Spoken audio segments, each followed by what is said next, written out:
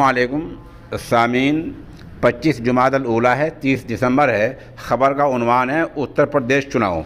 आज election commission ने ऐलान किया है कि चुनाव वक्त पर ही होंगे, लेकिन कब होंगे इसका ऐलान 5 जनवरी के बाद होगा।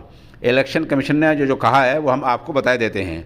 आइंदा असम्बली के जो चुनाव कोरोना को लेकर माजूर लोग और जिनकी उम्र 80 साल से ऊपर हो गई है उनके वोटिंग के लिए घर पर सहूलत मुहैया कराई जा सकती है।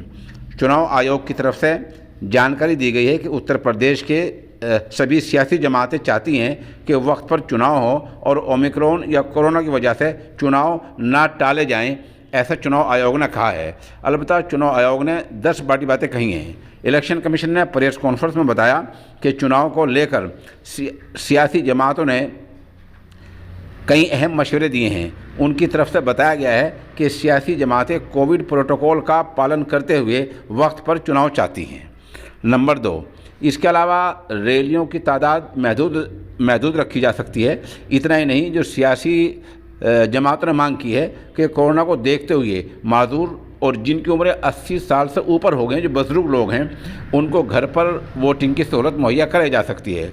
कोरोना को लेकर मतदान केंद्र पर भीड़ को काबू रखने के लिए चुनाव आयोग ने बताया कि करीब 11,000 पोलिंग बूथ बढ़ाए जाएंगे। एक बूथ पर जहां पहले 1500 वोटर हुआ करते थे, अब वहां सिर्फ 1200 लोगों को वोटिंग की इजाज़त होगी। उधर ख़वातीन वोटरों की तादाद बढ़ी। देश के इलेक्शन कमीशन ने ये बताया है कि पिछले असम्बली चुनाव के मद्देनज़र इस चुनाव में नए वोटरों की तादाद में 3 गुना इजाफा हुआ है। 18-19 साल के नौजवान वोटरों में मर्द और औरत दोनों की तादाद में काफ़ी इजाफा हुआ है। इलेक्शन कमीशन ने कहा है कि 5 जनवरी तक अपडेट मतदाता सूची, यानी जो नए वोट बने हैं वो सब आ जाएगी। हालांकि इसके बाद नामजदगी के आखिरी दिन तक अतिरिक्त सूची भी, जो इजाफी सूची है, जो इजाफी इत्तला है, वो भी आ जाएगी।